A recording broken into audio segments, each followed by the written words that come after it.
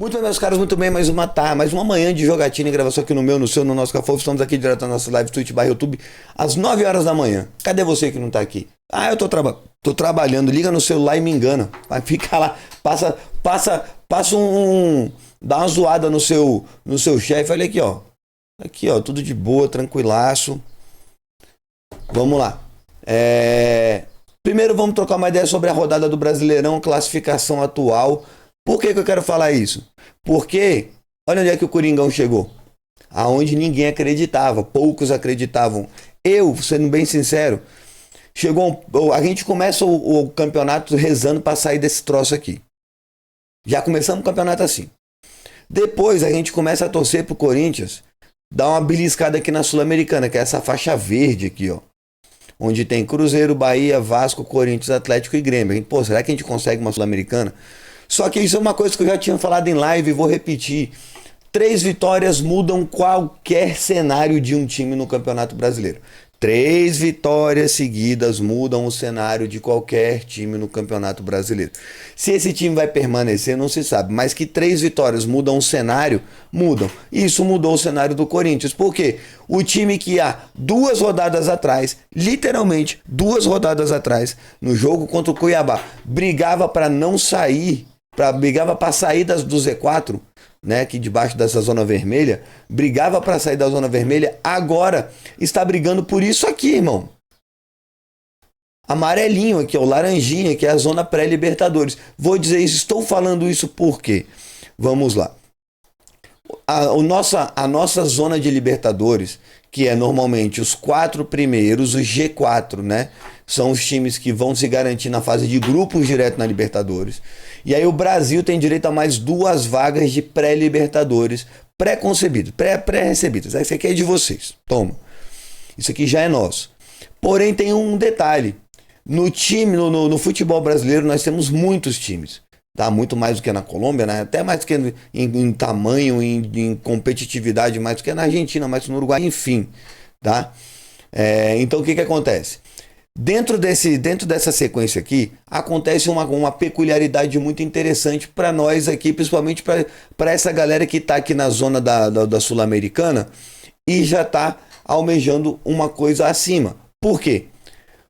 Flamengo, Botafogo ou Atlético Mineiro e Cruzeiro, ou seja, 3 vagas, já estão garantidas, 2 vagas, né? Já estão garantidas para o ano que vem. Ou seja, esse Z4 aqui e esses 2 aqui, né? Esse G4 e esses 2 aqui já vão ser modificados. Por quê? Vamos pegar o exemplo do Flamengo, que acabou de ser campeão da Copa do Brasil.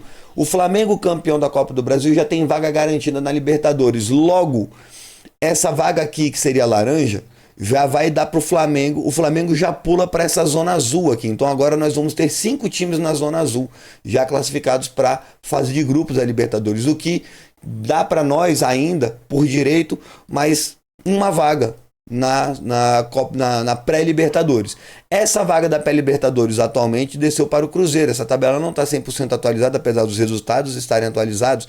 Não está 100% atualizada em relação a G4, G5, G6, G7, enfim, o que quer que seja. Então, o Flamengo sendo campeão da Copa do Brasil, permite que o Cruzeiro, se o campeonato acabasse hoje, o Cruzeiro estaria classificado para a pré-Libertadores e o Vitória beliscaria uma vaga de Sul-Americana, certo? Só que Botafogo e Atlético Mineiro estão brigando para tentarem ser campeões da Libertadores. É um jogo só, porrada, quem venceu, venceu. Se algum desses 2 vencer, abre-se mais uma vaga, porque se algum desses 2 for campeão, né, da Copa Libertadores, sobe mais um time para essa vaga azul de fase de grupos, automático. E como nós temos direito a 2 vagas de pré-Libertadores, pula mais uma vaga aqui para baixo. Então a gente tem Botafogo brigando por uma vaga na Libertadores. A gente tem o Atlético Mineiro, que for campeão, O Flamengo já garantiu, ainda tem o Cruzeiro, que, se for campeão da Sul-Americana, também garante uma vaga na Libertadores. Logo, se o Cruzeiro for campeão, se o Atlético ou o Botafogo vão ser campeões, e vai dar um dos dois, e o Flamengo, a gente abre mais 3 vagas. A única dessas que ainda é instável dessas vagas é a do Cruzeiro, porque a gente não sabe se o Cruzeiro vai ser campeão ou não. É um brasileiro disputando contra um argentino. Se o Racing for campeão, aí o Cruzeiro não tem vaga garantida na Libertadores, fica na Sul-Americana, tá? Com a pontuação atual, beleza? Não, se bem que a pontuação atual ele já cai para o Bahia fica. O Bahia fica sem direito à Libertadores. Agora, Cruzeiro, Botafogo ou Atlético e Flamengo sendo campeões, o Flamengo já foi, abre o G9. Certo? Então, até o 9º colocado você consegue ir para Libertadores. Vão ser 6 vagas de Libertadores, 7 vagas de Libertadores garantidas para o Brasil e mais as 2 pré-Libertadores, que aí seriam, no caso, eu não sei se o campeão da Sul-Americana vai para pré-Libertadores ou para Libertadores, mas enfim, já é mais uma vaga de Libertadores. E aí a gente fica com essas 2 vagas livres, podendo chegar até um 9º lugar. E o Corinthians está em 10º. Saiu lá de baixo e conseguiu chegar em 10º, beleza?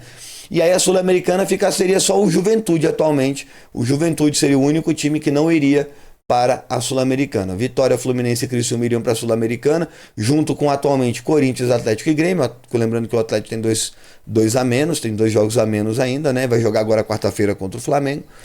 E aí ficaria, se tudo der certo para os times brasileiros, Botafogo, Palmeiras, Fortaleza, Inter, Flamengo, a gente não sabe, ainda tem o Botafogo sendo campeão brasileiro, enfim. Atlético Mineiro, o único aqui que pode dar uma cagada aqui é se o Palmeiras for campeão, que aí tem que fazer toda uma outra matemática. Atlético Mineiro pode estar nessa disputa também, o Cruzeiro pode estar nessa disputa, e a gente vai até o G9, tá? Como possíveis times para a Libertadores. Se a gente for ver, o Corinthians aqui tá a exatamente 2 pontos do Vasco da Gama. O Vasco atualmente está uma bagunça, está perdendo jogos seguidos, tá? O Bahia está uma bagunça, perdendo jogos seguidos, tá? O Cruzeiro estava uma bagunça, teve uma vitória agora contra o Criciúma de 3-0, mas estava uma bagunça. Beleza?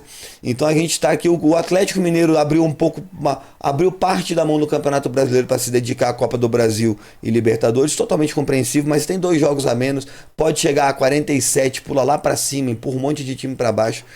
Só que o Corinthians, com essa vitória contra o Vitória, que a gente vai conversar daqui a pouco, que foi espetacular para o campeonato do Corinthians, agora o Corinthians tem 4 vitórias seguidas, vai pegar agora o Cruzeiro, que é disputa direta por uma vaga.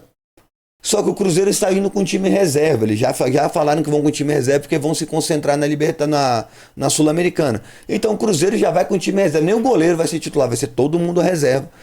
Tá? E aí o Corinthians tem grandes chances de jogar em casa com o Cruzeiro e vencer. Logo em seguida pega o Vasco em casa também. Depois pega o Criciúma fora. Depois pega o Bahia em casa. Então presta atenção. Cruzeiro, Bahia e Vasco são times que têm disputa direta com o Corinthians por essa vaga. E o Corinthians vai jogar contra os 3 em casa. Depois pega aí fora é Criciúma e Grêmio, que também está aqui tentando beliscar uma vaguinha dessa Libertadores, dessa pré-Libertadores, do Sul-Americano. Então, é muito time aqui, ó. A gente vai do Cruzeiro até o Vitória. Vamos botar o Vitória nessa briga aqui. Do Cruzeiro até o que estava indo muito bem, perdeu agora pro Corinthians. Do Cruzeiro até o Vitória, tá todo mundo brigando por essa pré-Libertadores. Tá? Então você vê que a distância do São Paulo pro restante é muito grande, então esquece. São Paulo, Flamengo, Inter, Fortaleza, Palmeiras e Botafogo estão mais tranquilos. Do Cruzeiro até o Vitória tá todo mundo atrás. Eu vou meio que desconsiderar Fluminense, Criciúma e Juventude por causa da tabela, por causa da confusão, porque o time tá oscilando muito. E a gente vai trabalhar aqui com os times que estão numa sequência boa. O Grêmio estava numa sequência, perdeu aqui alguns jogos, vários jogos. Mas eu não vou descartar completamente o Grêmio, tá? São só 2 pontos de diferença do Corinthians. Então uma vitória do Grêmio, uma derrota do Corinthians já muda as posições todas aí, certo? O Atlético tem 2 pontos, tem 2 jogos a menos, vai fazer um jogo agora contra o Flamengo e a gente não sabe. Eu acho que o Flamengo não vai entrar com o time titular, vai dar um descanso pros caras, mas o time reserva do Flamengo é igual ao time titular da grande maioria dos outros times.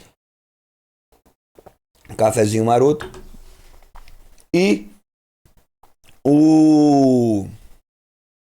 Mas o Atlético também não deve entrar com força máxima, porque vai ter o jogo contra o Botafogo logo mais pra frente, que é a final da Libertadores. Então talvez o Atlético dê uma compensada nesses problemas aí também, e fora a confusão toda que foi o jogo contra o Flamengo. E o Coringão, que, velho, ninguém dava nada, que brigava aqui pra sair daqui, de repente no jogo seguinte já tava aqui, e no terceiro jogo seguido já veio brigar, já começou a sonhar com Sul-Americana, com Copa Libertadores, e o quarto jogo seguido deu chances pro Corinthians almejar uma pré-Libertadores. O que seria fenomenal, dado a todo o problema do ano do Corinthians. Vamos agora aos jogos do Brasileirão para a gente ver como é que foi, e a gente vai falar especialmente sobre a vitória do Corinthians. Inter e Fluminense, eu havia falado para vocês, o Inter ganho do Fluminense deu certo. Palmeiras e Grêmio, eu falei para vocês que o Palmeiras ganhava, deu certo. Corinthians e Vitória, eu falei que eu rezava por um empate, mas torcia pela vitória. Ganhamos, maravilha. Botafogo e Cuiabá, olha o Botafogo, hein, Botafogo? Puta merda, vou te falar, viu? A gente fez a nossa parte, irmão. Agora vocês cuidam de vocês. Eu tô torcendo pro Botafogo ser campeão, não porque eu quero que o Botafogo seja campeão, porque eu gosto do Botafogo. Caguei pro Botafogo. Mas, porra, tem o Palmeiras, né? Eu não quero que o Palmeiras seja campeão brasileiro de novo, né? Mas o Botafogo tá fazendo de tudo pros porcos ganhar. Então, Cruzeiro em Criciúma, eu apostei no empate aqui, mas acabou que o Cruzeiro venceu. Méritos. Né, o Criciúma é um time chato, mas aquilo que eu tinha falado também do Cruzeiro e Criciúma, o Criciúma é um time muito chato em casa, fora de casa ele não dá tanto trabalho assim, ele é um time bom, encardidinho, xaropinho, mas não é o suficiente, né? E o Cruzeiro, o Diniz, né, que eu não considero técnico, eu detesto o Diniz, independente dos resultados, eu não gosto dele como treinador, conseguiu fazer o Cruzeiro ganhar, ok. Juventude e Bahia, eu achei que ia dar um empate aqui, o Juventude ganhou. Isso é bom pro campeonato, dá um gás maior, mas eu ainda acho que o Juventude cai, tá? Fortaleza e Vasco. Eu falei que Fortaleza ganhava, mas eu não achei que ia ser uma sapatada. Atlético e Bragantino, o que eu falei? Tá com cheiro de empate esse jogo. Porque o Bragantino não ganha de mais ninguém, esquece, irmão. O Bragantino vai cair. Eu não consigo ver o Bragantino se livrar por nada desse mundo. A gente vai ver a tabela depois do Bragantino aqui, a gente vai ver os próximos jogos pra vocês entenderem. São Paulo e Atlético Paranaense. São Paulo venceu, como eu havia falado que ia vencer. O Atlético Paranaense trocou de treinador no meio do campeonato, foi uma confusão. Flamengo e Atlético, eu acho que dá Flamengo nesse jogo, apesar do time reserva do Flamengo. Apesar do Flamengo jogar com time reserva, se você olhar o time reserva do Flamengo, é bizarro. Então, não dá pra não dizer que o Flamengo não tem grande chance de vencer o Atlético de novo aqui. Aí o Atlético vai pra 32 jogos, fica com um jogo a menos, com a mesma pontuação do Corinthians, 41, porém com um jogo a mais, só com um jogo a menos, né? A gente vai ver esse jogo daqui a pouco, que é Atlético Paranaense e Atlético Mineiro. E eu não sei se o Atlético Mineiro vai jogar com o time titular, mas a gente não sabe o que esperar do Atlético Paranaense. Certo? Então tá aí a rodada a 33ª rodada, faltam 5 jogos para acabar o Campeonato Brasileiro. E mais uma vez o Campeonato Brasileiro está indefinido, o que é legal pro campeonato, eu acho tirado. Ninguém sabe quem. A gente já sabe que tem 2 que vão cair. Atlético Goianiense e Cuiabá, esses 2 estão garantidos. Mas essa briga de fundo aqui, eu boto aqui Atlético Paranaense, Bragantino, que se o Atlético Paranaense ganhar, empurra mais o Bragantino pro fundo do poço, e talvez fique acho que em desempate fica abaixo do Juventude ainda, né? Não, se bem que o saldo é -7, o outro é -2, eu não sei se é gols marcados ou saldo. Se for gols marcados, o Juventude tá na frente por enquanto, né? A gente não sabe como é que vai ser. Mas, minha opinião, quem cai no Campeonato Brasileiro é Juventude, Bragantino, Cuiabá e Atlético Goianiense. Esses são os que eu acredito que vão cair, com grandes chances do Paranaense e do Criciúma afundarem também. Eu não acho que o Fluminense, acho que o Fluminense é aquele time que pode dar aquela arrancadinha de 2, 3 jogos no final, e é aquilo que eu falei, 3 vitórias seguidas de qualquer time muda completamente o time de patamar, né? Então é isso. Agora vamos ao jogo do Corinthians, do nosso Coringão, da massa, nosso porra do nosso time foda, que resolveu acordar no final do campeonato, graças a Deus. Vamos lá. O time começou com Hugo Souza, Fagner, Félix Torres, Gustavo Henrique, e todos os zagueiros do Corinthians estão fodidos. Gustavo Henrique e Matheus Bidu, Raniel, Martínez, Carrijo, Garro, Yuri e Memphis, ou Memphis e Yuri, trate como você quiser. Eles mexem tanto que a gente nunca sabe qual é a posição deles. Beleza? Esse foi o time inicial. Quando eu vi esse time inicial, eu achei que o Corinthians não ia jogar, né? Porque na hora que os caras estão explicando lá, fica meio caótico, você não consegue ver direito lá o que está acontecendo. Mas na hora que os caras estão explicando, eles botaram o Carrijo de meia junto com o Garro. E a gente viu claramente no jogo que o Carrijo não é um meia junto com o Garro. O Carrijo é o volante que vai... Ele pode jogar de meia, ele pode jogar de ponta, ele pode jogar muito polivalente. Se talvez a gente um dia precisar de lateral direito, ele dá um jeito, tá? Mas a gente viu claramente que ele jogou bem aberto na esquerda e ele vinha o tempo inteiro aqui atrás para buscar a bola para levar para o Garro. Então ele é o cara que fazia a bola chegar no Garro, né? E isso foi muito pouco para o primeiro tempo. Poucas vezes a bola chegava no Garro ou no Memphis vindo do pé do Carrijo, apesar de ele ter feito uma boa partida, tá? Eu achei que ia ser isso aqui, ó, esse time do Corinthians. Por quê? Porque o Corinthians entrou com dois... Vamos botar nessa disposição assim, vai. Com dois volantes de mordeção. Com dois pitbull. Que é o Ranieri, que é o rei do carrinho. Nem sempre ele acerta, mas é o rei do carrinho. E o Martínez, que é o doido varrido. Certo? Só que o Corinthians não entrou nessa formação aqui. Beleza? O Corinthians entrou assim mesmo, como eu tô botando. O Martínez vindo dar combate mais aqui em cima. O Ranieri na frente da zaga. E o Carrijo recebendo passe aqui. E a bola normalmente passava do pé do Carrijo para o ataque. A bola não saía do pé do Ranieri nem do Martínez para o ataque. Tá? O Martínez até fez uma partida bem discreta, não foi nada comparado com o que ele jogou, por exemplo, contra o Palmeiras. Aquele para mim foi o ápice dele, como foi lá, e contra o Fortaleza foram os dois jogos magistrais dele. E o Corinthians jogou assim. Eu acho que o Ramon veio com essa ideia, cara, vamos jogar assim. Se a gente meter um gol logo no primeiro tempo, a gente puxa o Ranieri pra zaga, puxa o Martínez mais para trás e começa a trabalhar com o Garro voltando um pouquinho mais junto com o Carrijo. Podia ser isso, certo? E aí deixava os dois atacantes lá, que são muito móveis, lá na frente. Eu achei por isso que ele botou o Ranieri, não começou com o Charles, não começou com o Bidon, não começou com o Coronado, certo? Mas no que aconteceu foi que ele realmente abriu o Martínez na direita, aqui como volante da direita, e botou o Ranieri como cabeça de área mesmo. Então hoje o Corinthians jogou num 4-3-1-2, beleza? Sendo que essa galera aqui... Cadê meu lápis? Esses três aqui tinham uma única e exclusiva função: atacar. Esses três, o Garro quase nunca voltou, e talvez seja por isso a necessidade de ter esses dois caras de pancadaria, tá? O Carrilho é um bom marcador, mas não é um grande marcador, ele é um bom marcador.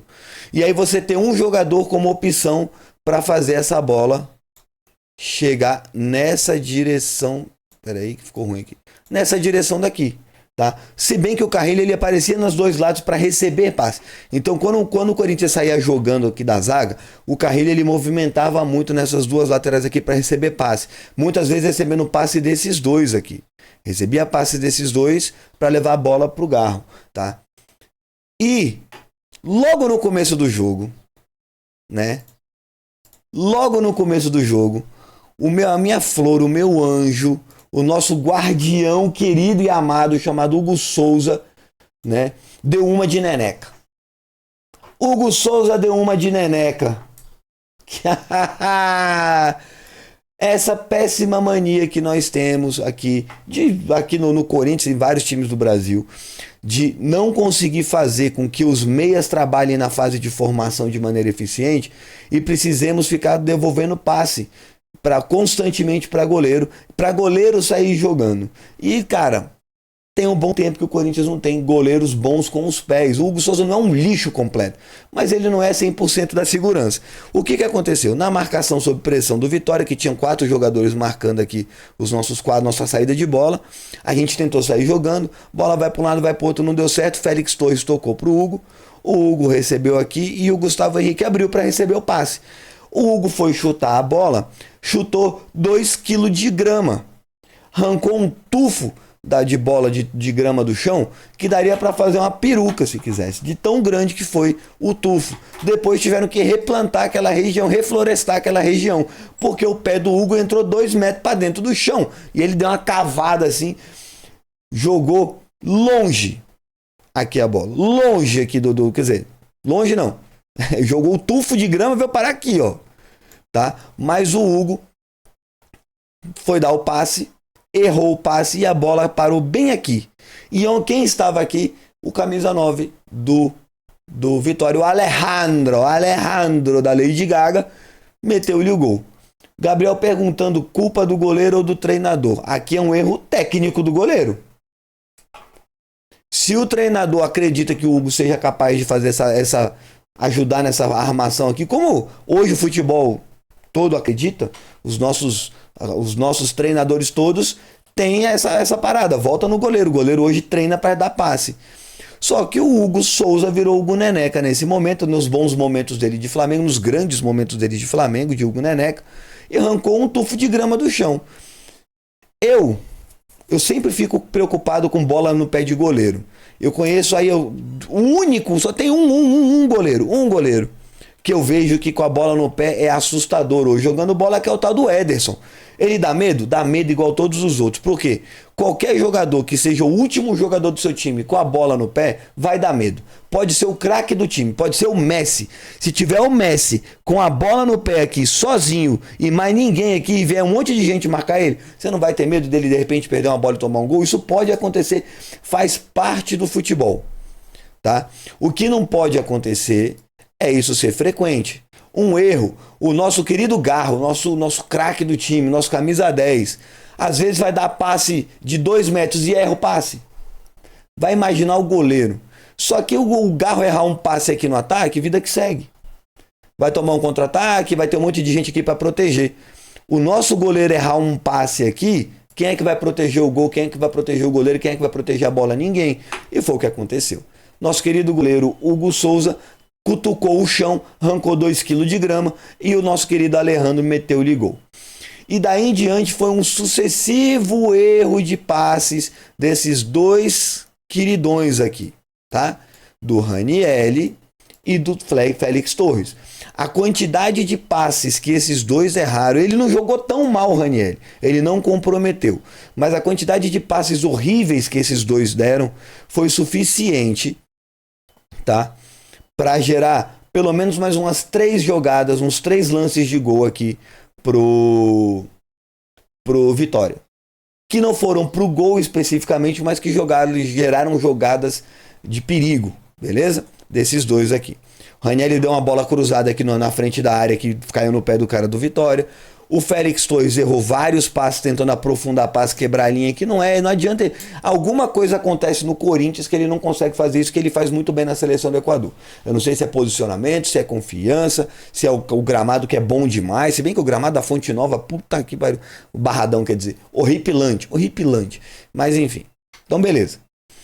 Aí eis que, e aí eu quero que depois vocês deixem nos comentários, se o seu time tem um trio de ataque, um trio de jogadores, uma trinca de jogadores que você confia, assim como nós temos aqui no Corinthians, tá? Deixa aí nos comentários, porque depois a gente pode fazer um levantamento aí. Qual é o melhor trio de ataque hoje no futebol brasileiro? Por exemplo, vamos dar um exemplo ali, Gabigol, Bruno Henrique e Arrascaeta. Flaco Lopes, Estevão e Felipe Anderson, ou Rafael Veiga, sei lá qual que vocês preferem, né? Vamos pensar outro aqui, deixa eu ver. Hulk, eu não sei qual que é o eu sei que é Hulk, Paulinho e mais alguém, Zarate, eu não sei se o Zarate é atacante, se não é, Scarpa. Hulk, Paulinho e Scarpa. Enfim, tô dando essas ideias porque depois a gente pode debater isso em algum momento, tá? Mas eu sei que o Corinthians hoje, nesse exato momento, tem um trio de atacantes, tá?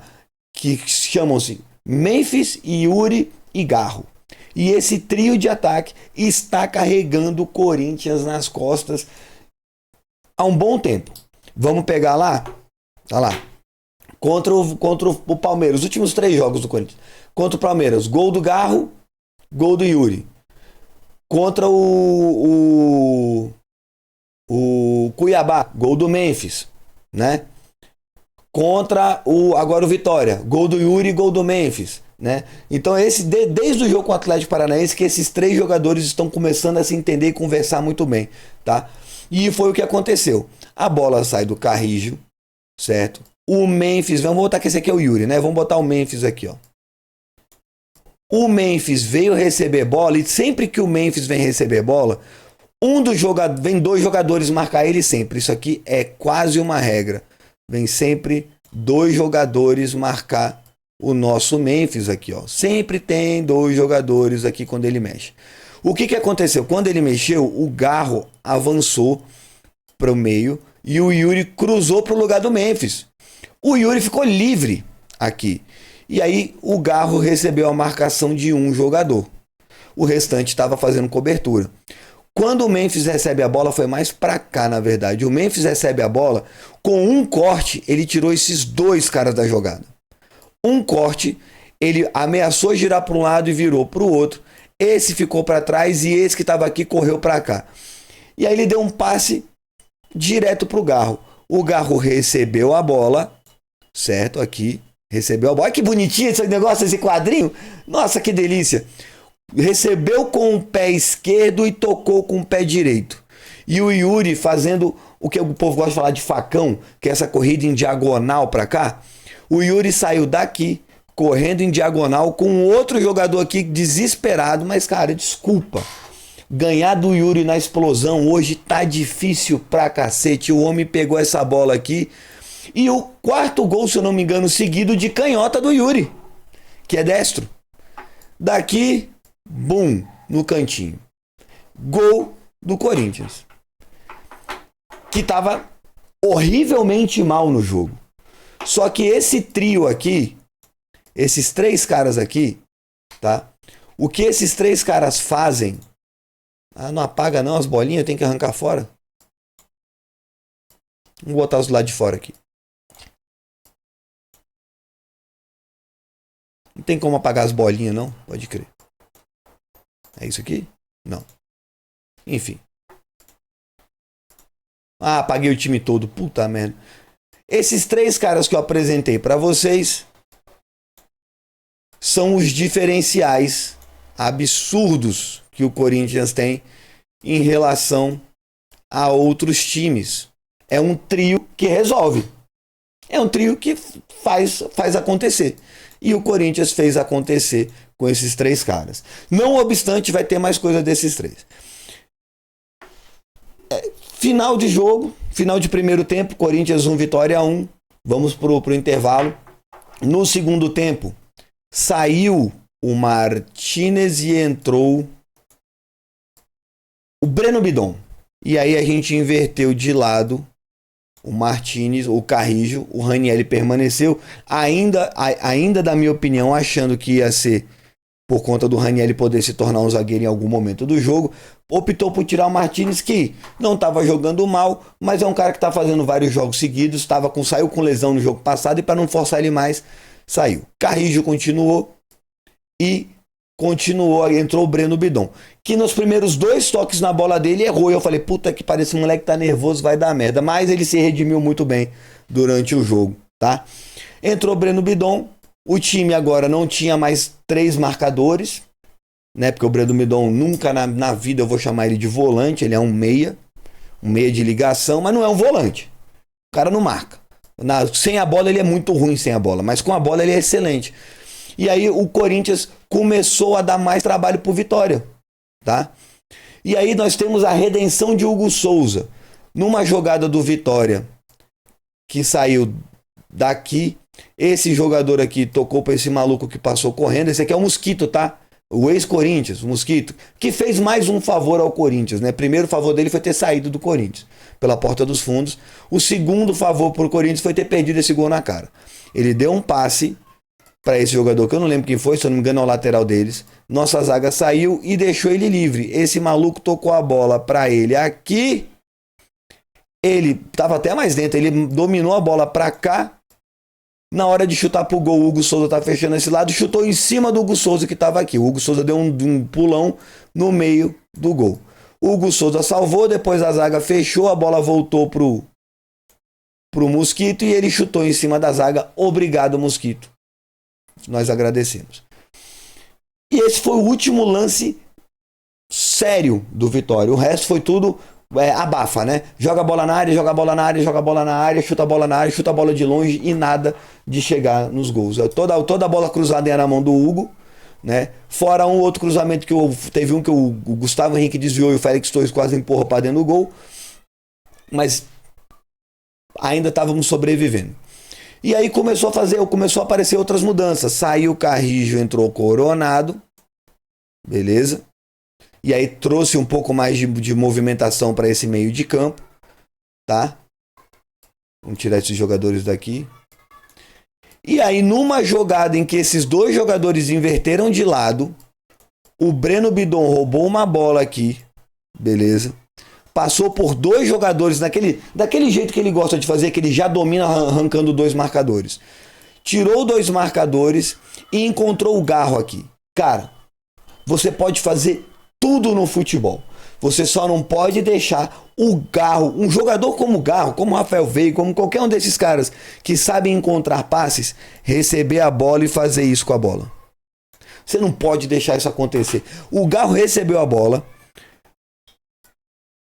Tinham 5 ou 4, vamos botar aqui 4 jogadores do Vitória. Se eram 5, ainda tinha um lateral. Tinha um volante aqui tentando marcar o Garro de longe.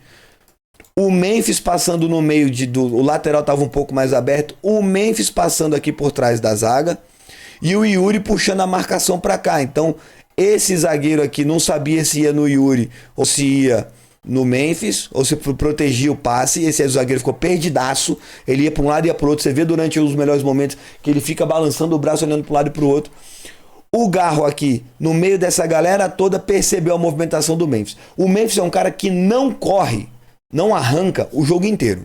Ele tem uma chance de arrancar, que é quando ele vai tentar passar por trás da zaga. E o Memphis, ele jogou muito nessa região aqui, muito pouco aqui comparado com o Yuri, que chegou o tempo inteiro aqui importunando os zagueiros. E aí o Garro viu e fez isso. O passe do Garro veio passando, na verdade, no meio desses dois aqui. E o Memphis cortando para cá. Essa bola ia chegar aqui, ó, pro Memphis chegar de frente pro gol. Foi um passe daqueles de sinuca que você olha, quando você olha a visão do jogador, você olha por trás do gol, você olha a visão do jogador, você vê uma parede de jogadores de branco, que era o time do Vitória, que tava com o uniforme branco, uma parede de jogadores brancos e 2 jogadores de preto, que eram os jogadores do Corinthians. Quando o Memphis passa aqui por trás, aí esse zagueiro desvia a bola. E nessa hora me deu um nervoso, um desespero absurdo. Porque a bola quer chegar de frente pro gol pro Memphis, só escolher onde que queria bater. A bola veio pra cá. E o Memphis teve que mudar a trajetória dele daqui pra cá. Ele ficou de costas pro goleiro. O goleiro tava aqui, ó, saindo. O Memphis estava com as costas dele mais para a costa do goleiro do que de frente. Ele iria sair assim, saiu assim pro goleiro. Só que é aquela parada, né? O cara, quando conhece de futebol, entende das dinâmicas do jogo, o cara conseguiu fazer um giro de corpo. A bola passou e foi morrendo devagarzinho, em câmera lenta, dolorosamente, cruelmente. Novamente, 3 jogadores extremamente talentosos e habilidosos. 3 jogadores que se mexem em todas as partes do ataque, certo? 3 jogadores que têm capacidade física e técnica para resolver um jogo, resolveram o jogo do Corinthians. E daí em diante foi só empurrar. O Coronado meteu uma bola no ângulo aqui que o goleiro catou, que ela só tinha um lugar para entrar. Era o gol ou a mão do goleiro. E o glorioso goleiro deles lá fechou. Beleza? Mas daí em diante foi só administrar resultado. O Vitória se desesperou, começou a mandar bola na área desesperadamente. Parece até que eu tô vendo esse filme, cansei de ver esse filme. Ainda teve a saída do Carrijo e a entrada do Coronado, na verdade. O Bidon ficou. Teve a saída do Memphis. O Memphis saiu para entrar o Alex Santana, se eu não me engano, o Romero. O Yuri saiu para entrar o Thales Magno. Teve mais uma substituição agora, eu não lembro se foi o Ranielli ou o Garro que saíram. Deve ter sido o Ranielli. Foi o Ranielli. Saiu para entrar o Alex Santana. Ou seja, o Corinthians daí ficou mais exposto. O Corinthians terminou com Alex Santana e Bidon. Alex Santana e Bidon. Coronado mais ou menos aqui nessa posição. Né? O Garro estava aqui, mas enfim. O Yuri que saiu, né? O Garro continuou até o final do jogo.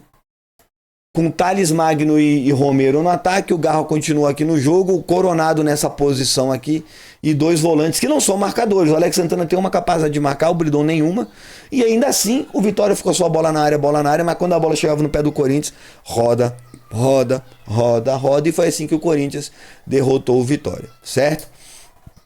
O que nos botou em 10º lugar na classificação do Campeonato Brasileiro, com 4 vitórias seguidas.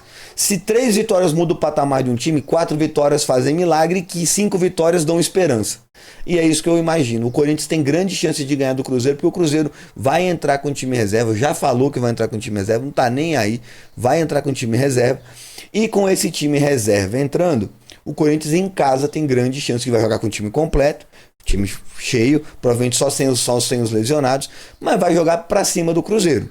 Certo? É o tipo de jogo que é a chance de você botar um Coronado e um Garro juntos pra ver o que acontece, botar os dois volantão lá, bota a Ranieri e a Martins pra dar porrada, e bota Coronado e Garro juntos, fazendo o Coronado fazer a bola chegar no Garro, e o Garro brincar ali, e Garro e Yuri e Memphis fazer o que eles têm feito de melhor, né?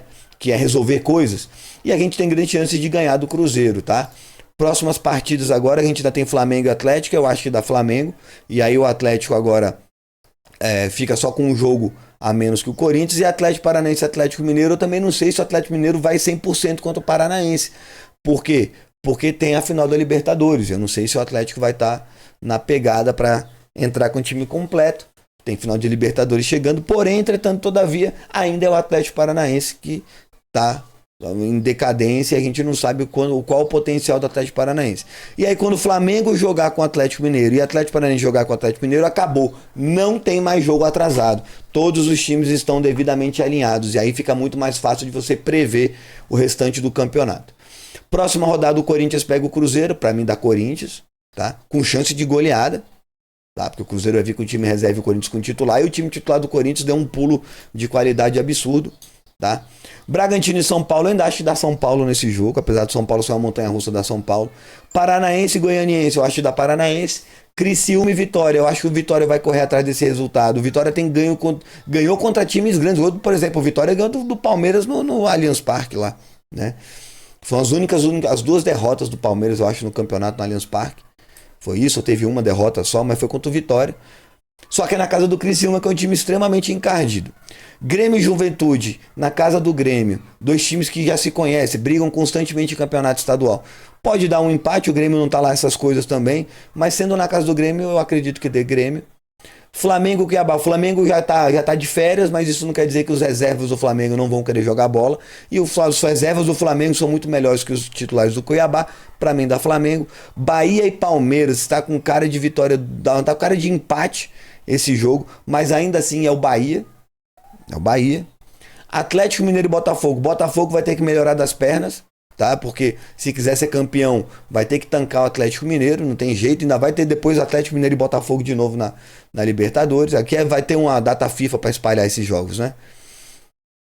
Vasco e Inter. Cara, o Inter tá muito bem. Eu acho muito difícil o Inter perder do Vasco, tá? O Vasco tá esculhambado. Fluminense e Fortaleza, eu acho que dá Fortaleza. O Fortaleza voltou a ganhar jogos, tá?